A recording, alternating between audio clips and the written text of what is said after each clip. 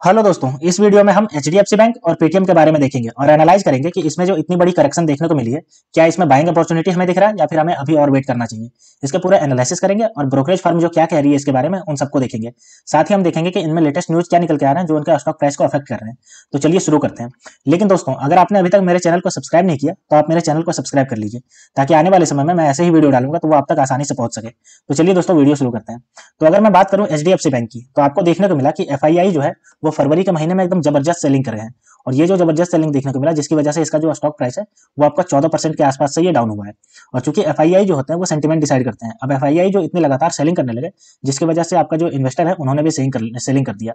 और इन्वेस्टरों और एफआईआई ये दोनों जब जम के सेलिंग करने लगे तो इसका प्राइस 14% से गिर गया। अब हम बात करते हैं कि आखिर एफआईआई अचानक से इतना सेलिंग क्यों करने लगी, आखिर ऐसी क्या न्यूज निकल के आई। तो एचडीएफसी बैंक का जो डिपॉजिट मनी था वो आपका कम होता जा रहा था। और हम जानते हैं कि जब भी किसी बैंक का डिपॉजिट मनी ही कम होता जाएगा तो वो लोन सैंक्शन नहीं कर पाएगी, और जब ये वो लोन नहीं सैंक्शन कर पाएगी तो उसका प्रॉफिट ही नहीं जनरेट होगा, क्योंकि बैंक का जो मेन सोर्स ऑफ इनकम होता है वो होता है लोन सैंक्शन करके उससे इंटरेस्ट कमाना। अब अगर वो लोन ही नहीं सैंक्शन कर पाएगी, उसके पास पैसे ही नहीं आएंगे डिपॉजिट से, तो जाहिर सी बात है उसके पास पैसे ही नहीं रहेंगे, और जिसकी वजह से ना तो वो लोन सैंक्शन कर पाएगी और ना ही उसके पास कोई प्रॉफिट आ पाएगा। और यही रीजन रहा कि एफआईआई को पहले ही ये नोटिस कर लिया कि लोन ये सैंक्शन नहीं कर पाएगी, क्योंकि इसके पास डिपॉजिट बहुत कम आ रहा है, और उन्होंने बहुत तगड़ी जो है वो सेलिंग कर दी, जिसकी वजह से इसका 14% गिर गया। अगर हम बात करें इसके एक साल की, तो आपको दिख रहा होगा कि एक साल में लगभग ये 12% से ये आपको जो है नेगेटिव रिटर्न दिया। अगर हम इसके आगे बात करते हैं तो आपको देखिए, ये जो गिरना स्टार्ट हुआ है वो आपका गिरना स्टार्ट हुआ है तो आपका यहाँ पे देखिए 1672 रुपया आपका 15 जनवरी को ट्रेड कर रहा था, और उसके बाद ये जो गिर के सबसे डाउन गया है वो आपका 1394 रुपया गया है 13 फरवरी को ये गया है, यानी कि लगभग 300 के आसपास ये डाउन चला गया। अब चलिए इसके बारे में हम आगे देख लेते हैं कि आगे क्या न्यूज है। तो अगर हम बात करते हैं इसके बाद, तो इस एचडीएफसी क्योंकि देश की सबसे बड़ी जो है वो आपकी प्राइवेट सेक्टर की बैंक है, अब वो बैंक अगर गिरेगी तो देश का जो फाइनेंशियल है वो तो आपका हिलेगा ही। तो सरकार ने आनंद फानन में ये डिसीजन लिया कि एलआईसी से इसका जो है स्टेक खरीदवाना स्टार्ट किया, जिसकी वजह से ये जो स्टेबल आ सके, यानी कि 14% जो गिरा है वो आपका स्टेबल आ सके। तो एचडीएफसी बैंक में जो स्टेक लेने वाली थी आरबीआई, उसको आरबीआई ने एलआईसी को जो है वो अलाउ कर दिया कि आप इसमें स्टेक ले सकते हैं। तो टोटल स्टेक जो एलआईसी जो इसमें लेगी एक साल में, वो आपका 9.99% का लेगी लगभग, यानी कि 10% का स्टेक इसमें बढ़ाएगी। और ये जो न्यूज निकल के आई, जिसकी वजह से इसमें जो है वो 2% का गेन देखने को मिला, ये न्यूज जब से निकल के आई। ठीक है, अब चलिए हम देख लेते हैं कि देश की जो बड़ी बड़ी ब्रोकरेज फर्म है वो क्या कह रही है एचडीएफसी बैंक को लेकर के। तो यहाँ पे देखिए, आरके चौकसी की बात करते हैं तो वो इसका टारगेट प्राइस आपका 1950 रुपया सेट करी है, और इसने जो है वो बाइंग का रिकमेंडेशन दिया है, जो कि आपका बाइंग का साइन दिखा रहा है। वहीं अगर हम एलकेपी सिक्योरिटी लिमिटेड की बात करते हैं तो इन्होंने भी 1762 रुपया का टारगेट प्राइस दिया है, और ये भी आपका जो है वो बाई करने के बोल रहे हैं। अगर हम एमके ग्लोबल फाइनेंशियल सर्विस की बात करते हैं तो इसका टारगेट प्राइस 2100 दिया इसने, और ये भी बाइंग का ऑप्शन दे रहे हैं कि आप बाई कर सकते हैं। अगर हम मोतीलाल ओसवाल की बात करते हैं तो इसका जो टारगेट प्राइस है वो 1950 रुपया है, और ये भी जो है वो बाइंग का दिया है आपका साइन। अगर हम बात करते हैं प्रभुधर दास लीलाधर दास की, तो इसका जो टारगेट प्राइस है वो 2000 का दिया है इन्होंने टारगेट प्राइस, और ये भी आपका बाइंग का बोल रहे हैं, बाइंग करने को। अगर हम शेर खान की बात करते हैं तो शेर खान का जो टारगेट प्राइस है वो 1900 रुपया का टारगेट प्राइस है, और ये भी जो है वो आपका बाइंग करने के लिए बोल रही है। यानी कि जितने भी आपकी ब्रोकरेज फर्म है देश की बड़ी बड़ी, वो सभी कह रहे हैं कि आप 14 से लेकर के 1600 रुपये तक में आप इसको बाई करिए, और आपका जो इसका टारगेट प्राइस है वो आपका 1900 से 2000 के आसपास इसका कह रहे हैं। यानी कि इसमें अच्छा खासा पोटेंशियल दिख रहा है इन सबको, तभी ये इसमें बाइंग का ऑप्शन दे रहे हैं, और सभी के सभी आपको देखिए ग्रीन सिग्नल दे रहे हैं बाई करने का। तो यानी ये जो एचडीएफसी बैंक में इसमें इन्वेस्टमेंट का एक अच्छा पोटेंशियल नजर आता है। अब चलिए हम इसके देख लेते हैं फंडामेंटल का, कि इसका फंडामेंटल में कोई कहीं वीकनेस तो नहीं नजर आई जिसकी वजह से एफआईआई ने इतना बेचा। तो देखिए, अगर हम बात करते हैं अभी एचडी बैंक की, तो एचडीएफसी बैंक का अभी करंट प्राइस जो चल रहा है वो 14 से 41 रुपये पे जाकर के ये क्लोज हुआ है लेटेस्ट में। ठीक है, मार्केट कैप देखिए इसका 10,94,530 करोड़ का, यानी कि लगभग 11 लाख का मार्केट कैप है, और देश की सबसे बड़ी जो है वो प्राइवेट सेक्टर की बैंक है। अगर हम बात करते हैं इसका आरओसी की, तो 6.24% का इसका आरओसी है, और इसका ईपीएस बात करते हैं तो 89.6 रुपया का इसका ईपीएस है। अब देखिए इसका फेस वैल्यू जो है वो आपका 1 रुपये का फेस वैल्यू है। साथ ही अगर हम बात करते हैं इसका रिटर्न ऑन इक्विटी की, तो 17.1% का रिटर्न ऑन इक्विटी है, जो कि बहुत अच्छा खासा रिटर्न ऑन इक्विटी है। अब चलिए हम इसके स्टॉक प्राइस को देख लेते हैं एक साल के। तो ये देखिए इसका एक साल का स्टॉक प्राइस, और मैंने अभी बताया आपको ये एक साल पहले आपका 1630 रुपये पे था, और ये हाई पहुंच के आपका गया है वो आपका 1709 रुपये पे गया है। और ये देखिए आपका जो गिरना स्टार्ट हुआ वो 16 जनवरी से गिरना स्टार्ट हुआ है, जब इसका प्राइस था 1679 रुपया प्राइस था, और ये जो गिर करके गया है वो आपका 14 फरवरी को गया है 1384 रुपया गया है सबसे डाउन, और उसके बाद अभी आपका ट्रेड कर रहा है 1440 रुपया का भी ट्रेड कर रहा है। अब इसका चलिए क्वार्टरली रिजल्ट को देखते हैं कि क्वार्टरली रिजल्ट में इसने कहीं कोई गलती नहीं की, मतलब कोई नेगेटिविटी तो नहीं दिखाया। तो क्वार्टरली रिजल्ट में देखिए इसका फाइनेंशियल प्रॉफिट की बात करते हैं, तो आपका देखिए जून 2023 में आपका 6744 करोड़, वहीं सितंबर 2023 में -11,560 करोड़, और वहीं अगर हम दिसंबर 2023 की बात करते हैं तो -15,764 करोड़। तो इसका ये देखिए, ये दोनों माइनस में आया है, जिसकी वजह से और ज्यादा कंसर्न जनरेट हो गया था। अगर हम इसके नेट प्रॉफिट की बात करते हैं तो नेट प्रॉफिट आपको यहाँ पे दिख रहा होगा, जून 2023 में 12,403 करोड़, वहीं सितंबर 2023 में 17,312 करोड़, और दिसंबर 2023 में इसका 17,718 करोड़। तो यानी इसका नेट प्रॉफिट में कहीं कोई दिक्कत नहीं आया, ये जो है लगातार बढ़ते क्रम में है।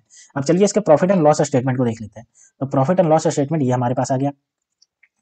तो अगर हम इसके ऑपरेटिंग प्रॉफिट की बात करते हैं, फाइनेंशियल प्रॉफिट, तो आपको यहाँ पे दिख रहा होगा, मार्च 2022 में 20,795 करोड़, वहीं मार्च 2023 में 29,932 करोड़, और अगर ट्रेवलिंग 12 मंथ की बात करते हैं तो ये आपका देखिए 13,409 करोड़ का ये नेगेटिविटी में है।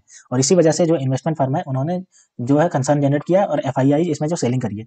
अगर हम नेट प्रॉफिट की बात करते हैं तो देखिए मार्च 2022 में 38,151 करोड़, वहीं अगर हम बात करते हैं मार्च 2023 की तो आपका 46,149 करोड़, और वहीं अगर हम बात करते हैं ट्रेवलिंग 12 मंथ की तो 60,068 करोड़। यानी कि इसमें नेट प्रॉफिट में कहीं कोई कमी नजर ही नहीं आई, इसका जो है बढ़ते क्रम में। तो अगर फाइनल हम बात करते हैं तो ये जो आपका जो इसका जो डिपॉजिट कम हो रहा था, जिसकी वजह से एफआईआई ने लगातार इसमें बहुत ज्यादा सेलिंग कर दी एक साथ। तो अगर ओवरऑल की बात करते हैं तो एचडीएफसी में अभी हम इन्वेस्टमेंट को कंसिडर कर सकते हैं, क्योंकि आने वाले समय में ये आपको अच्छा खासा रिटर्न देखने को मिल सकता है। क्योंकि ये देश की सबसे बड़ी आपकी प्राइवेट सेक्टर की कंपनी है, जिसका 11 लाख करोड़ मार्केट कैप है, तो इसका तो कुछ होना है ही नहीं। अगर ये कहीं पे कोई दिक्कत आती है तो सरकार तुरंत आ जाती है इसको बचाने के लिए, क्योंकि अगर ये बैंक अगर डूबी तो पूरे देश की जितने भी जनता है वो सब डूब जाएगी। अब अगला स्टॉक की बात करते हैं तो वो हमारे पास है पेटीएम, जिसका नाम है 197 कम्युनिकेशन लिमिटेड के नाम से लिस्टेड है। अब हमने देखा कि आरबीआई ने इसका पेटीएम पेमेंट बैंक जो है वो उसको एकदम बैन करने की बात कही थी, और ये कहा कि आप इसको बैन कर दीजिए, और उसका एक डेडलाइन दे दिया। अब चूंकि इसका जो 50 to 60% रेवेन्यू रहता था वो आपका पेटीएम पेमेंट बैंक से ही आता था, चाहे हम रिचार्ज करते थे चाहे कहीं भी बिल पे करते थे। तो उसका जो अगर रेवेन्यू जो है वो डायरेक्टली 60% इसका रेवेन्यू आपका डाउन चला जाएगा। अब वैसे भी पेटीएम का पहले से ही बुरा हालत चला आ रहा है, साथ ही आरबीआई ने इसके ऊपर इतना बड़ा बैन लगा दिया, इसका पेटीएम पेमेंट बैंक को ही खत्म कर दिया, जिसकी वजह से इसमें आपको जो है वो 55 से लेकर के 60% का आपका ड्रॉपेज देखने को मिला। अगर हम बात करते हैं मैक्सिमम की, तो आपका जो मैक्सिमम था वो आपका 23 अक्टूबर 2023 को मैक्सिमम था 923 रुपये पे, ठीक है, एक साल के भीतर की बात करें तो। उसके बाद ये जाकर के गिरा है, वो आपका सबसे लोवेस्ट चला गया 325 रुपये पे लोवेस्ट चला गया 15 फरवरी को, और अभी का जो इसका प्राइस है वो 405 रुपये का इसका अभी का प्राइस चल रहा है। अब अगर हम इसके न्यूज की बात करते हैं तो ये देखिए इसका 10% का जो गिरा था वो नॉन कंप्लायंस की वजह से गिरना स्टार्ट हुआ था, और ये जो 10% करके गिरता गया वो लगभग 60% तक पहुंच गया। यानी कि 31 जनवरी को आरबीआई ने डायरेक्टली जो है वो पेटीएम पेमेंट बैंक को कह दिया कि आप इस पर रेस्ट्रिक्शन लगाइए, यानी कि इसको बैन करने की बात कह दी, जिसकी वजह से इसका स्टॉक प्राइस में एकदम डायरेक्टली तेजी से गिरावट देखने को मिली, जो कि इसका पूरा एकदम 60% से गिर गया।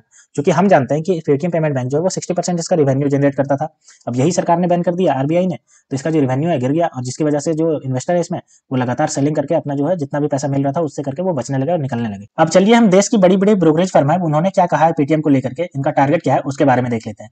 तो अगर हम मोतीलाल ओसवाल की बात करते हैं तो उन्होंने कहा है कि टारगेट प्राइस आप इसको 975 रुपये पे रखिए, और रिकमेंडेड प्राइस उन्होंने जो कहा है वो 784 रुपये के आसपास रिकमेंडेड प्राइस का है, और उन्होंने बाय का ऑप्शन दिया है। यानी कि अगर 784 रुपये के आसपास अगर ये आती है तो आप इसको बाय करके रख सकते हैं, और टारगेट प्राइस 975 रुपये तक का टारगेट प्राइस का है। वहीं अगर हम आईसीआईसीआई सिक्योरिटी की बात करते हैं तो उन्होंने भी टारगेट प्राइस 1055 रुपये तक का सेट किया है, और रिकमेंडेड प्राइस का है 801 रुपये।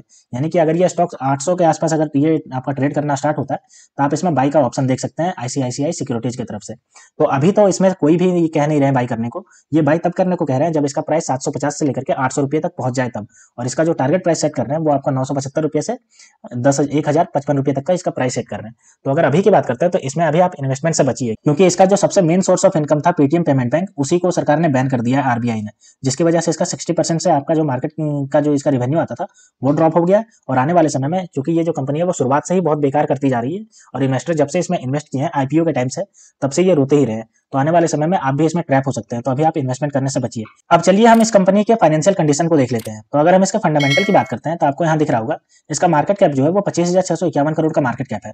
वहीं अगर हम रिटर्न ऑन कैपिटल एम्प्लॉयड की बात करते हैं तो ये नेगेटिव में है, -13.5%। मैंने कहा नेगेटिव में है तो इसका इसी वजह से इसका जो दिन खराब चल रहे हैं। अगर हम इसका डेब्ट टू इक्विटी की बात करते हैं तो 0.02 है, जो कि कम है, ठीक ठाक है। अगर हम आरओई की बात करते हैं, रिटर्न ऑन इक्विटी की बात करते हैं, तो -13.9% है, जो कि ये भी एकदम नेगेटिव में है, जो कि एकदम बहुत खराब है। अगर हम इसके ईपीएस की बात करते हैं तो -17 रुपये 6 पैसे का इसका ईपीएस चल रहा है, जो कि नेगेटिव में है। अब चलिए हम इसके एक साल के चार्ट पैटर्न को देख लेते हैं। तो एक साल का चार्ट पैटर्न आपको दिख रहा होगा, यहाँ पे देखिए ये 8 मार्च 2023 को 620 रुपये पे ट्रेड कर रहा था, और मैक्सिमम की बात करते हैं तो ये आपका मैक्सिमम टच किया है, आपका टच किया है वो 20 अक्टूबर 2023 को 987 रुपये 65 पैसे पे गया था, और उसके बाद जो है वो गिरता चला गया है, और आपका जो मिनिमम जो लो गया है वो 325 रुपया गया है, और अभी जो ट्रेड कर रहा है वो आपका 404 रुपये पे ट्रेड कर रहा है। तो अगर इसका कंक्लूजन की बात करें तो इसमें अभी आप इन्वेस्टमेंट करने से बचिए, क्योंकि ये जो कंपनी है वो आपकी लगातार गिरती जा रही है और आने वाले समय में भी इसमें आपको गिरावट देखने को मिल सकती है। तो आप इससे इन्वेस्टमेंट करने से आप इसमें से बचिए। तो दोस्तों ये था पूरा कंक्लूजन एचडीएफसी बैंक लिमिटेड के बारे में और पेटीएम के बारे में। तो आप इन दोनों को फुली एनालाइज करिए और अगर आप एचडीएफसी में इन्वेस्टमेंट करना चाहते हैं तब आप उसमें इन्वेस्टमेंट को कंसीडर कर सकते हैं, लेकिन पेटीएम में इन्वेस्टमेंट करने से आप अभी बचिए। तो दोस्तों ऐसी ही वीडियो देखने के लिए आप मेरे चैनल को सब्सक्राइब कर लीजिए। तो मिलते हैं दोस्तों नेक्स्ट वीडियो में, तब तक के लिए स्टे ट्यून्ड। Thank you.